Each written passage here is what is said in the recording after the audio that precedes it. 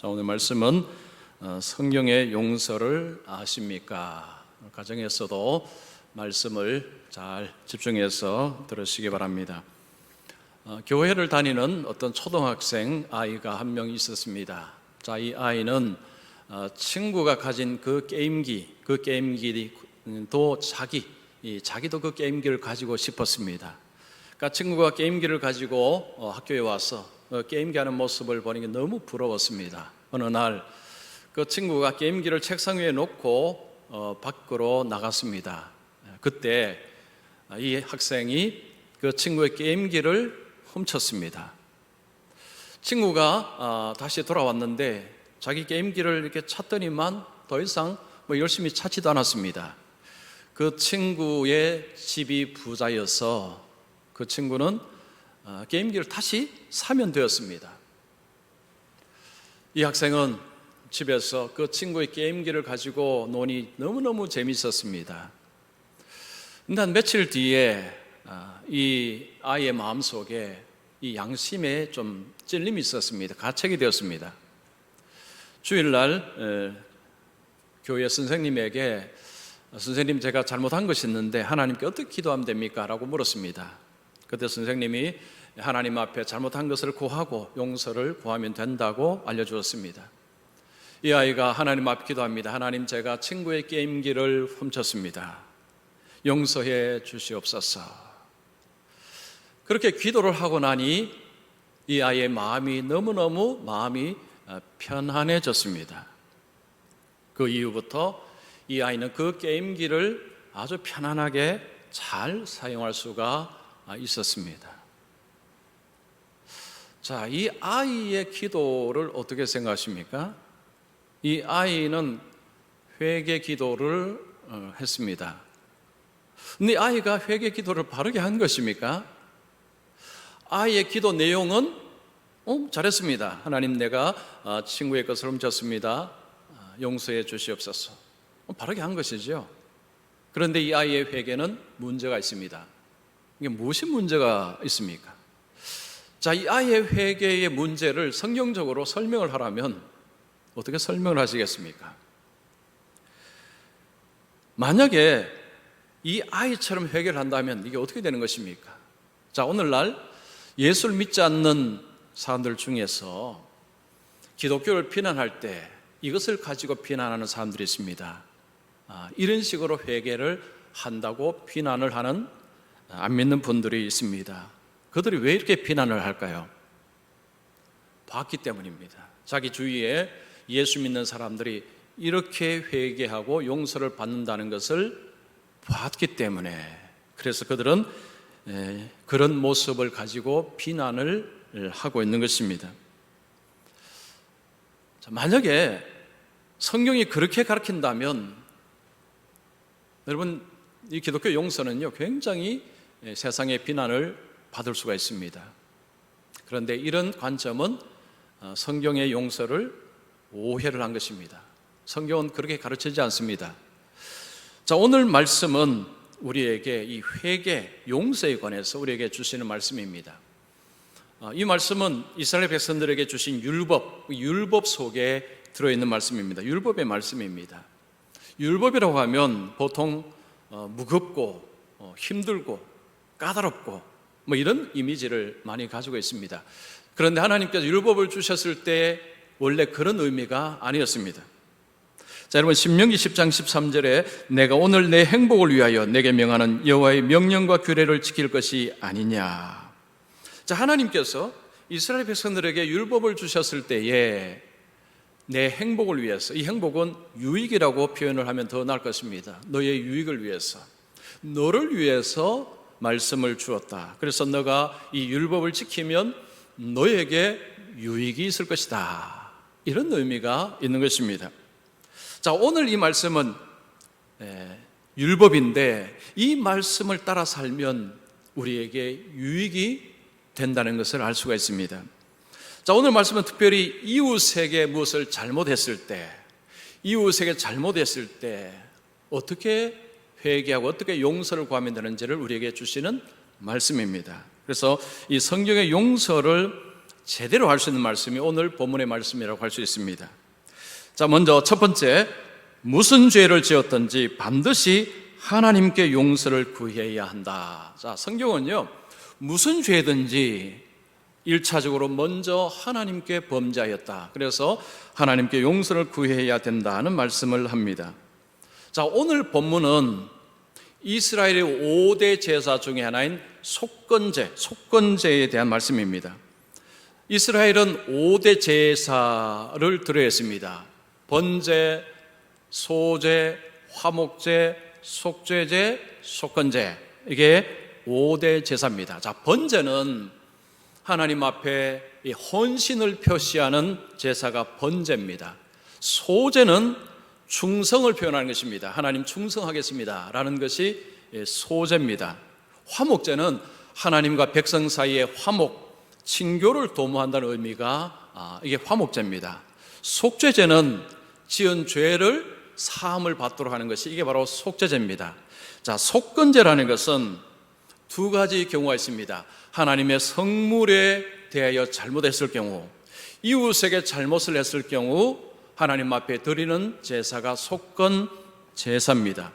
이 5대 제사는 예수님이 십자가를 지셨을 때에 모든 것이 성취된 제사입니다. 즉 예수님의 십자가의 죽으심은 이 5대 제사를 완벽하게 성취한 제사가 예수님의 제사입니다. 예수님의 죽으심입니다. 그래서 우리가 십자가의 죽으심은 이 5대 제사를 알면 십자가의 죽으심의 의미를 더 많이 풍성하게 알 수가 있습니다. 자, 이 5대 제사 중에서 오늘 말씀이 이 속건제인데, 이 속건제 두 가지 경우라고 말씀드렸습니다. 자, 첫 번째 경우는 하나님의 성물에 대해서 잘못을 했을 경우, 이 말씀은 그 앞부분에 나옵니다. 오늘 본문 앞부분 5장 14절부터 거기에 대해서 나옵니다.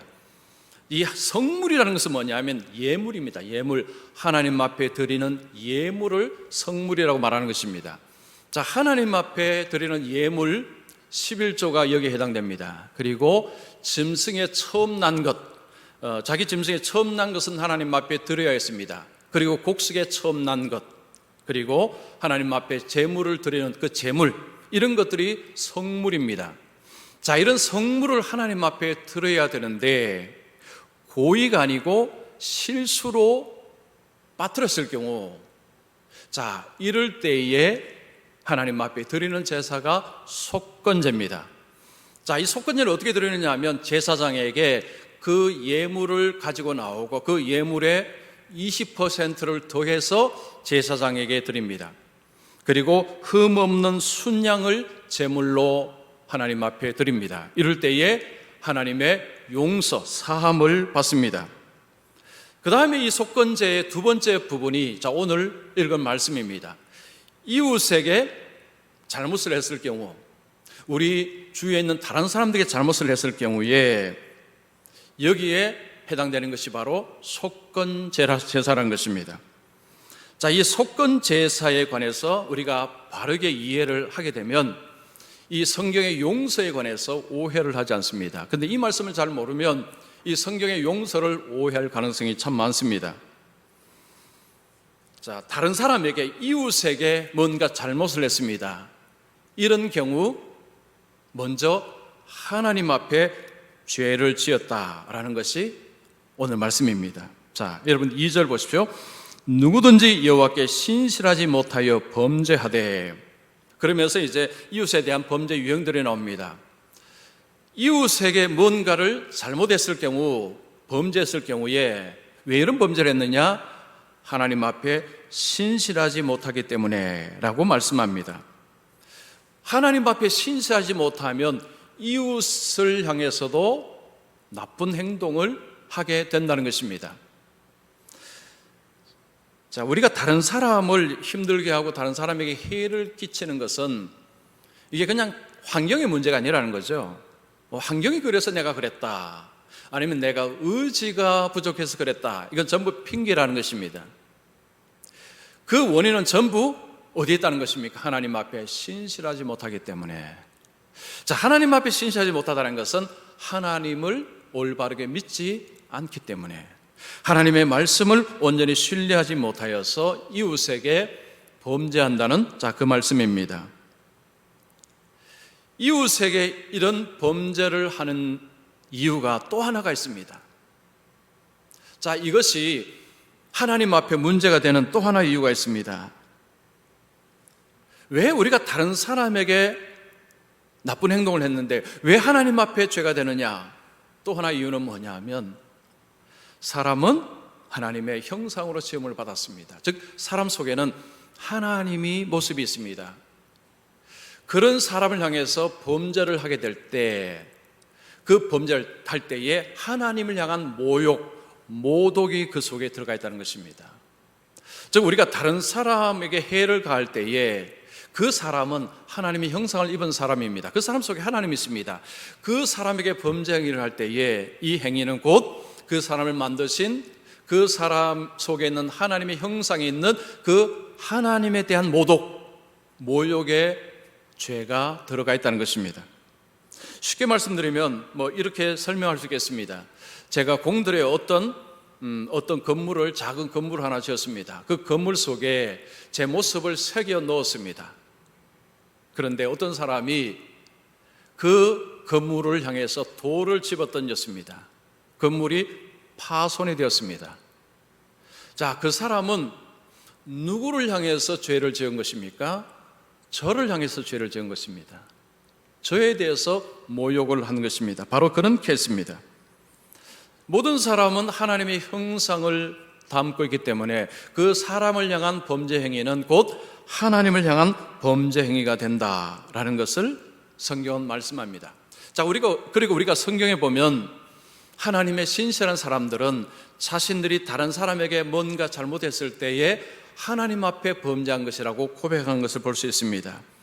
요셉이 이런 고백을 했습니다. 요셉은 형들에 팔려서 애굽으로 노예로 팔려갔습니다. 형들이 팔아버렸습니다. 보디발의 집에서 노예로서 일하는데 너무 성실히 일하니까 보디발이 가정총무로 세웠습니다. 그 가정총무로 열심히 일하는데 보디발의 아내가 요셉을 자꾸 유혹을 합니다. 어느 날 집안에 아무도 없자 보디발의 아내가 구체적으로 요셉을 유혹합니다. 그때 요셉이 뿌리칩니다. 요셉이 이렇게 소리를 칩니다. 내가 어찌 이 큰 악을 행하여 하나님께 죄를 지으리까? 요셉은 내가 어찌 하나님께 죄를 지으리까? 라고 하고 도망을 쳤습니다. 보디발의 아내의 유혹을 받아들이면 보디발에게 사실은 잘못하는 것입니다. 그런데 요셉은 이 죄는 1차적으로 하나님 앞에 범한 것임을 그는 알고 있었습니다. 그래서 하나님께 범죄하는 행위라고 인지를 하고 그 죄를 짓지 않았습니다. 다윗은 신하의 아내와 간음죄를 저질렀습니다. 그리고 신하 우리아를 전쟁터 맨 앞에 세워서 죽게 만들었습니다. 간음죄, 살인죄를 저질렀습니다. 나중에 자신의 죄를 알고 나서 다윗도 이렇게 고백합니다. 주의 목전에 악을 행하여 사오니. 다윗은 우리아에게 잘못했습니다. 그런데 다윗이 뭐라고 고백하느냐 하면 내가 하나님께 악을 행하였습니다. 성경은 이런 식으로 믿음의 사람들은 다른 사람에게 악을 행하였을 때, 죄를 지었을 때 우선적으로 하나님 앞에 범죄했다, 하나님께 죄를 지었다라고 고백을 했습니다. 이웃에게 다른 사람에게 잘못을 했을지라도 먼저는 하나님 앞에 범죄했다는 의식, 이것이 중요합니다. 만약에 이웃에게 범죄한 것이 그냥 그에게만 내가 잘못했다라고 생각을 하고 하나님께 범죄했다는 의식을 갖지 않게 된다면 어떤 일이 벌어지겠습니까? 내가 다른 사람에게 잘못했으면 내가 그 사람에게만 잘못했다, 나는 하나님께 잘못한 것이 아니다 라고 만약에 이렇게 되면, 성경이 그렇게 가르치면 어떤 일이 벌어지겠습니까? 그러면 이 땅에서 처벌만 피하면 됩니다. 하나님께는 아무런 문제가 되지 않기 때문에 이 땅에서 힘과 권력과 돈을 가지고 처벌만 피하면 됩니다. 이것은 기독교가 이 땅에서 불의한 삶을 살도록 문을 열어주는 것이 됩니다. 믿지 않는 사람들이 볼 때는 이런 기독교를 누가 신뢰하겠습니까? 신뢰할 수가 없습니다. 성경은 그렇게 가르치지 않습니다. 이웃에게 잘못했을 때에 먼저는 하나님 앞에 범죄한 것이다. 이 의식을 가지는 것이 왜 중요합니까? 내가 하나님 앞에 범죄했다는 것은 이 벌에 대해서 하나님의 진노와 하나님의 심판을 받는다는 것을 전제하는 거죠. 그래서 내가 이 죄를 지었기 때문에 하나님의 진노와 하나님의 심판을 받게 된다. 이 의식을 가지게 됩니다. 그러면 하나님의 심판을 받는 것에 대해서 이 문제를 해결해야 되겠죠. 즉 하나님께 회개하고 용서를 구해야 됩니다. 자, 그러면 이웃에게 잘못을 내서 하나님 앞에 이제 회개를 할 때에 어떻게 해야 되느냐? 여러분 6절 보십시오. 그는 또 그 속건 제물을 여호와께 가져갈지니 곧 내가 지정한 가시대로 양떼 중 흠없는 순양을 속건 제물을 위하여 제사장에게로 끌고 갈 것이요. 다른 사람에게 잘못을 해서 하나님 앞에 회개할 때에 뭘 가져가려고 했습니까? 순양, 흠없는 순양을 속건 제물로 제사장에게 끌고 가라는 것이죠. 이 흠없는 순양을 제물로 드리는 것입니다. 이 속죄제를 보면요, 속죄 제물은 종류가 많았습니다. 수송아지 그리고 고운 가루까지요, 아주 종류가 많았습니다. 즉 부자는 수송아지, 가난한 자는 고운 가루, 차등을 두었습니다. 그런데 속건 제물은요 다 똑같습니다. 흠없는 순양만을 드리라고 했습니다. 자, 그 제물을 드릴 때 어떤 일이 벌어졌습니까? 7절에 보면 제사장은 여호와 앞에서 그를 위하여 속죄한즉 그는 무슨 허물이든지 사함을 받으리라. 자, 이웃에게 뭔가 잘못했습니다. 그래서 제사장에게 흠없는 순양을 가져가서 제사장이 이것을 하나님 앞에 제물로 드릴 때에 하나님의 용서를 받는다라는 것입니다. 자, 이 흠없는 순양은 예수 그리스도를 상징합니다. 예수님이 십자가에 죽으실 때에 속건 제물로 죽으셨습니다. 이사야 53장 10절 말씀이 바로 그 말씀입니다. 여호와께서 그에게 상함을 받게 하시기를 원하사 질고를 당하게 하셨은즉 그의 영혼을 속건 제물로 드리기에 이르면. 자, 이사야 선지자는 앞으로 오실 메시아를 예언을 했습니다. 메시아가 와서 고난을 당하고 메시아가 죽임을 당하는데 그 죽음의 의미가 속건 제물의 의미가 들어가 있다는 것입니다. 구약에서 이스라엘 백성들이 이웃에게 잘못했을 때에 아니면 하나님의 성물에 대해서 범죄했을 때에 순양을 통해서 용서함을 받았듯이 예수님이 십자가를 지신 것을 통해서 우리가 다른 사람에게 뭔가 잘못했을 때 그 하나님의 용서함을 받는 길이 열렸다는 것입니다. 즉 하나님께 뭔가를 보상해야 되는데 예수님이 십자가의 죽으심으로 그 보상 문제를 예수님이 해결해 주셨다는 것입니다. 구약의 그 속건 제물의 효과가 예수님의 십자가 속에 있다는 것입니다. 예수님의 십자가는요, 완전한 번제, 완전한 소제, 완전한 화목제, 완전한 속죄제, 완전한 속건제입니다. 모든 제사가 그 속에 다 있습니다. 그 중에 속건 제물의 의미가 들어가 있다는 것입니다. 그래서 우리가 예수님의 십자가를 생각할 때에 내가 다른 사람에게 어떤 잘못을 했습니다. 범죄했습니다. 하나님과의 문제에 있어서는 예수님이 십자가에 죽으심으로, 예수님이 구약의 순양이 되심으로 우리는 하나님의 용서를 받는 길이 열렸다는 것입니다. 자, 그런데 제가 여기까지 설교하고 끝낸다면 그러면 기독교 용서는 굉장히 오해를 받습니다. 아니 뭐 기독교 용서가 저런 것밖에 안 되나? 기독교 용서를 반만 이야기한 것입니다. 앞에 아이가 한 행동을 정당화하는 것입니다. 아이 회개 잘했네.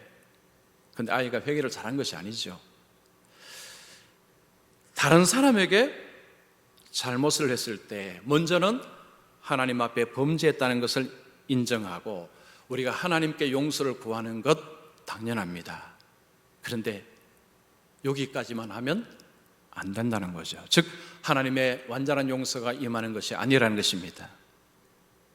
또 뭘 해야 됩니까? 내가 잘못한 사람, 내가 범죄한, 내가 뭔가 악을 행한 그 상대에게 뭔가를 해야 됩니다. 이것이 되어야만 완전한 사함이 이루어진다는 거죠. 즉 하나님의 온전한 용서가 된다는 것입니다. 자, 이웃에게 뭘 해야 되느냐? 두 번째입니다. 이웃에게 잘못한 것이 있으면 그 이웃에게 직접 용서를 구해야 한다. 자, 이웃에게 뭔가 잘못됐습니다. 다른 사람에게 잘못한 것이 있습니다. 그러면 그 사람에게 직접 용서를 구하는 행동이 있어야 한다는 것입니다. 이 속건제라는 것은 단지 하나님께만 용서를 구하는 것이 아닙니다. 그 이웃에게도 용서를 구하는 것까지 포함이 됩니다. 자, 그러면 여기서 용서를 구한다는 것이 무슨 의미인가? 자, 그 전에 2절, 3절에 보면 이웃에게 어떤 행동을 한 것이 문제가 되느냐, 이럴 때에 속건제사를 드려라 라는 것이 나옵니다. 자, 2절, 3절 한번 보겠습니다. 누구든지 여호와께 신실하지 못하여 범죄하되 곧 이웃이 맡긴 물건이나 전당물을 속이거나 도둑질하거나 착취하고도 사실을 부인하거나 남의 잃은 물건을 줍고도 사실을 부인하여 거짓 맹세하는 등 사람이 이 모든 일 중에 하나라도 행하여 범죄하면, 자, 여기에요 5가지 케이스가 나옵니다. 이 5가지 케이스에 해당이 되면 속건제를 드리라는 것입니다. 자, 첫 번째 뭐냐면 이웃의 물건을 맡았을 때 그것을 돌려주지 않고 그냥 자기가 취해버리는 것입니다. 이웃이 맡긴 물건이라는 표현입니다.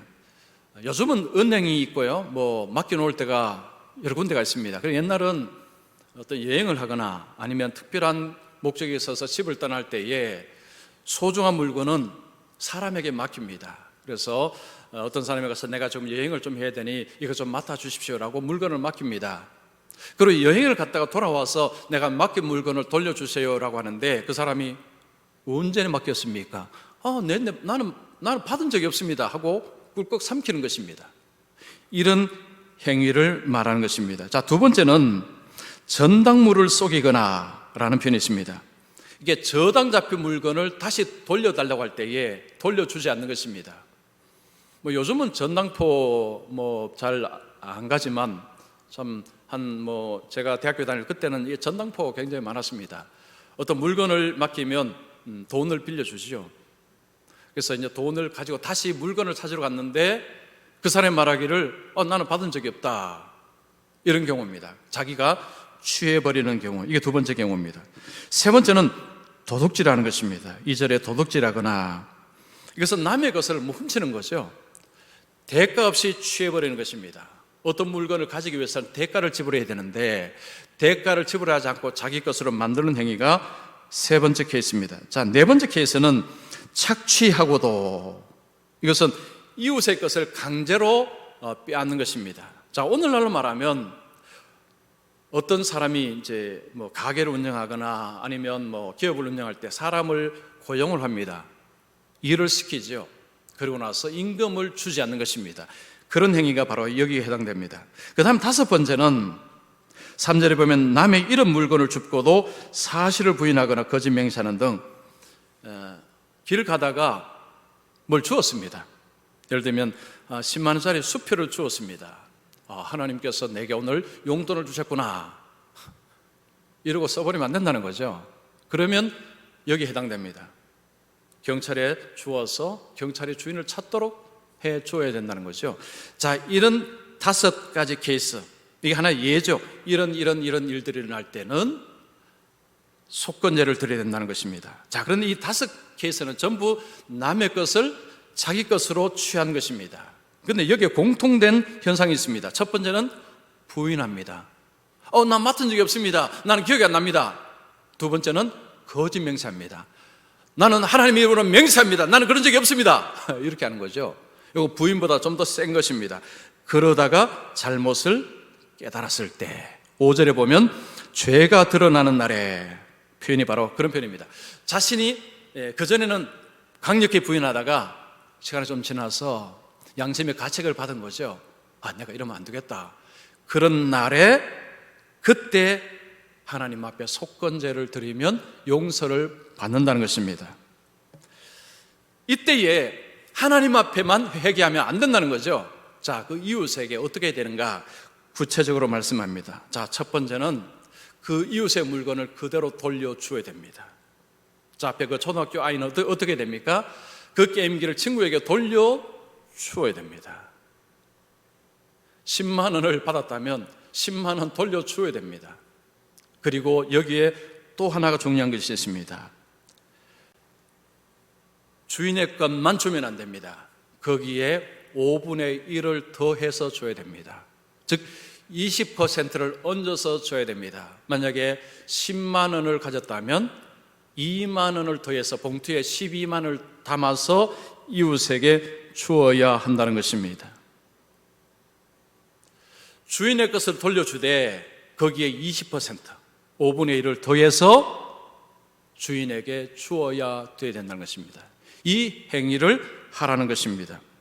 자, 속죄제는요, 하나님께만 용서를 구하면 됐습니다. 그러나 속건제는 이웃에게 잘못을 했기 때문에 그 이웃에게도 용서를 반드시 구해야 한다는 말씀입니다. 자, 이 속건제에서 하나님의 용서를 받는 길은요, 하나님께만 제물 드리면 되는 것이 아니라는 것입니다. 그러면 나는 용서받았다. 아니요, 그렇지 않다는 것입니다. 이웃에게 용서를 받는 방법을 제시하시고 이런 식으로 구체적으로 해서 용서를 받도록 했습니다. 즉, 내가 어떤 사람에게 해를 끼쳤습니다. 그럼 그 사람하고 반드시 문제 해결을 하라는 것입니다. 이것이 되어야 하나님의 용서가 주어진다는 것입니다. 여러분, 우리가 성경에 보면요, 이런 식으로 접근해서 하나님의 구원을 선포받은 인물이 있습니다. 삭개오입니다. 삭개오. 자, 삭개오는 키가 작은 사람이 있습니다. 옛날 성경에는 뽕나무 올라갔죠. 무화과나무입니다. 자, 무화과나무 위에 올라가서 예수님, 그 군중 속에서 예수님을 보고자 했습니다. 그 삭개오가 얼마나 예수님을 보고 싶었는지 그 갈망이 너무너무 커서 키가 작으니 볼 수 없으니까 무화과나무에 올라간 거죠. 그런데 예수님이 삭개오를 보고 내가 오늘 너 집에 가겠다 하고 있습니다. 그러니까 삭개오가 너무너무 좋았습니다. 예수님을 이제 집으로 환대하면서 삭개오가 예수님께 뭐라고 이야기합니다. 그때 예수님께서 엄청난 선포를 하셨습니다. 오늘 구원이 이 집에 이르렀으니 이 사람도 아브라함의 자손이로다. 지금 이건요, 구원의 선포입니다. 이 집에 구원이 이르렀다는 거죠. 그런데 삭개오가 무슨 이야기했습니까? 뭐라고 하니 예수님이 이런 말씀하셨습니까? 누가복음 19장 8절 말씀 보십시오. 주여 보시옵소서, 내 소유의 절반을 가난한 자들에게 주겠사오며 만일 누구의 것을 속여 빼앗은 일이 있으면 내 갑절이나 갚겠나이다. 자, 이 삭개오의 이야기는요, 속건제의 관점으로 봐야 됩니다. 그래야 이해가 됩니다. 아니면 이해가 잘 안 됩니다. 뭐 굳이 이렇게까지 할 필요가 있느냐 이런 생각 듭니다. 지금 뭐라고 이야기합니까? 내 소유의 절반을 가난한 자들에게 두겠습니다. 그 다음 표현이 중요한 표현이죠. 누구의 것을 속여 빼앗은 일이 있으면 내 갑절 4배로 갚겠습니다. 400%입니다. 속건제는 20%면 하면 된다고 했습니다. 그런데 삭개오는 저는 400%로 갚겠습니다. 진정성이죠. 내가 이웃에게 잘못했으면 내가 정말 제대로 내가 보상하겠습니다. 이웃과 제대로 문제 해결하겠습니다라는 것입니다. 만약에 이 삭개오가 자기가 말한 대로 하게 되면요, 그는 파산입니다. 소유의 절반 가난한 자에 주면 소유가 절반으로 줄어들었죠. 그리고 그 당시에 세리들은 보이지 않게 남의 것 자기 주머니로 많이 집어넣습니다. 그렇게 되면 이 삭개오는 완전 파산입니다. 삭개오가 왜 어떻게 보면 바보 같은 행동을 했을까요? 그가 주님을 만나고 나서 그는 무슨 문제부터 해결했습니까? 사람과의 관계 문제부터 깨끗하게 해결했습니다. 그 모습을 예수님이 보시고 주님을 만나자 그와 관계된 사람들, 그 문제를 정리정돈을 확실하게 한 것입니다. 예수님께서 이 집에 구원이 이르렀다 선언하신 것입니다. 20%만 하면 되는데 400%로 하겠습니다. 뭐 굳이 그렇게까지 할 필요가 있느냐. 그런데 이 삭개오는요, 사람과의 관계 문제를 너무 이제 주님 앞에서 이 문제에 대해서 제대로 안 것입니다. 이게 왜 중요한지. 미락이라는 영화 여러분 잘 아실 것입니다. 2007년에 개봉이 되어서 이제 뭐 많이 보셨을 것입니다. 자, 이 미량이 한국 기독교에 엄청난 충격을 주었습니다. 한국 기독교를 향한 비판의 메시지가 들어있습니다. 용서의 메시지죠, 용서. 자, 이야기 아시지만 제가 뭐 간단하게 좀 말씀을 드리면, 자, 신혜라는 여성이 주인공입니다. 전도연 배우가 열연을 했죠. 자, 신혜라는 여인이 남편이 죽고 나자 아들을 데리고 밀양으로 이사를 갔습니다. 밀양에서 사는 가운데서 아들이 유괴를 당합니다. 유괴범은 돈을 요구했습니다. 돈을 주지 않자 아들을 살해를 해버렸습니다. 그러니까 신혜는 아들이 죽자 인생의 의미가 사라졌습니다. 막 방황을 합니다. 그런 가운데 주위에 있는 사람이 전도를 합니다. 신앙생활을 하기 시작합니다. 신앙생활하면서 이제 마음의 안정을 찾는 가운데서 이 신의 마음속에 이런 마음이 듭니다. 내가 교도소에 가서 내 아들을 죽인 그 살인범을 내가 용서를 해야 되겠다. 이 지긋지긋한 지옥의 고통에서 좀 벗어나야 되겠다라고 결심을 하고 교도소에 갑니다. 그런데 교도소에서 살인범을 만나고 나서 이 신혜가 충격을 받습니다. 그 살인범이 무슨 이야기 했습니까? 교도소에서 전도를 받아서 예수를 믿게 되었습니다. 내가 하나님의 용서를 받았습니다 라고 하는 것입니다. 그때 신혜는 이런 표현을 썼습니다. 하나님이 죄를 용서해 주셨다고요? 그러면서 교도소에서 나와서는 그때부터 기행을 시작합니다. 막 넋을 잃고 쓰러지고 혼절하고 그때부터 막 기행을 시작합니다. 예배당에서 앞에 십자가를 보면서 의자를 막 탕탕 치기 시작합니다. 분노의 표현이죠. 분노를 표시합니다. 목사님이 집에 신방을 왔습니다. 목사님이 이렇게 기도합니다. 어린 양을 불쌍히 여기시고 용서할 수 있는 능력을 주시옵소서. 그때 신혜가 한 말이 유명합니다. 원래 이 영화는요, 이 벌레 이야기라는 소설이 원작입니다. 이청준의 벌레 이야기, 거기서 나온 것입니다. 그 소설에서의 그 표현이 훨씬 더 리얼합니다. 그래서 그 소설에 적혀 있는 표현을 제가 한번 말해 보겠습니다. 나보다 누가 먼저 용서합니까? 내가 그를 아직 용서하지 않았는데 어느 누가 나보다 먼저 그를 용서하느냐 말입니다. 그럴 권리는 주님에게도 있을 수 없어요. 그런데 주님께서는 내게서 그걸 빼앗아 가버리신 거예요. 나는 주님에게 그를 용서할 기회마저 빼앗기고 만 거란 말이에요. 주님이 내가 용서할 기회를 주님이 빼앗아 가버렸다는 것입니다. 내가 어떻게 그를 다시 용서할 수 있습니까? 나는 용서 못합니다 라고 했습니다. 이게 소설 속에 있는 표현이랍니다. 그리고는 신은 계속 기행을 거듭합니다. 자, 이 영화는요, 한국 기독교에 엄청난 충격을 주었습니다. 기독교의 용서가 이런 식이다라는 거죠. 그런데 만약에 교회가 이런 식으로 가르쳤으면 잘못 가르친 것입니다. 이렇게 배웠다면요, 정말 잘못한 것입니다. 만약에 이 살인범이 성의 용서를 알았다면 어떻게 됩니까? 신혜가 왔을 때에 자기가 용서받았다는 이야기를 하면 안 됩니다. 그 신혜의 아픔이 얼마나 큰지 그 아픔을 먼저 풀어야 됩니다. 내가 당신의 아들을 죽여서 당신이 얼마나 큰 아픔 속에 있는가, 얼마나 힘들어. 이제는 내가 한 죄에 대해서 내가 갚겠습니다.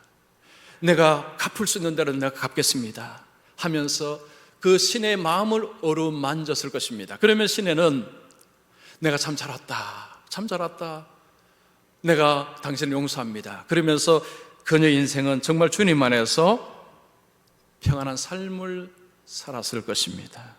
그러나 살인범은 그렇지 않았습니다. 그녀에게 오히려 화를 돋구었습니다. 나 하나님 용서받았습니다. 성경의 용서가 아니었습니다. 자, 오늘 본문은요, 용서라는 것은 그냥 하나님께만 하면 됐다, 내가 하나님께 회개하면 됐다, 이걸로 하는 것이 아니라는 것입니다. 그에게 직접 용서를 구하라는 거죠. 그리고 그냥 구하는 것이 아닙니다. 보상을 하라는 것입니다. 보상을 하라는 거죠. 상대방에게 정말 그 마음이 용서할 수 있도록, 용서하는 마음이 들도록 진정성 있게 하라는 것입니다. 그럴 때에 하나님의 온전한 용서가 임한다는 것입니다. 예수님의 십자가의 죽으심은요, 내가 이웃에게 해야 될 것까지도 이제 안 해도 된다, 내가 다 죽어, 내가 다 짊어지고 죽을게, 이런 의미가 아니라는 것입니다. 예수님 십자가 죽음은 순양으로서 하나님 앞에 보상해야 될 것을 예수님은 자기 몸으로 보상하셨습니다. 그리고 우리에게 뭘 원하십니까? 이웃에게, 우리가 해를 끼친 이웃에게 구체적으로 용서를 구하라는 것입니다. 이 두 가지가 주어질 때 하나님 안에서 온전한 삶, 온전한 용서, 온전한 회복이 주어진다는 그 말씀입니다. 그래서 이 성경에서 율법은요, 간단하지 않습니다. 아주 피상적이지도 않습니다. 구체적이고, 그리고 우리 모두에게 평안을 주고 모두의 삶에 가치를 주고 의미를 주는 것이 율법입니다.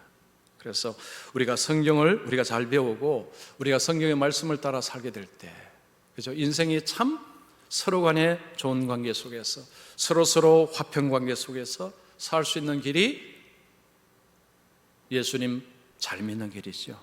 그래서 우리 함께하는 우리 성도님들은 이 성령의 용서를 오늘 잘 기억하시고, 이제 앞으로 혹시 다른 사람에게 뭔가 좀 잘못했을 때는 하나님께만 기도하고 끝났다 이렇게 하지 마시고, 그 사람에게도 용서를 구하심으로 하나님 앞에 온전한 용서의 삶을 살아가시고, 그 용서를 통해서, 그죠? 하나님 주시는 위로와 평강을 누리고 살아가시기를 축원합니다.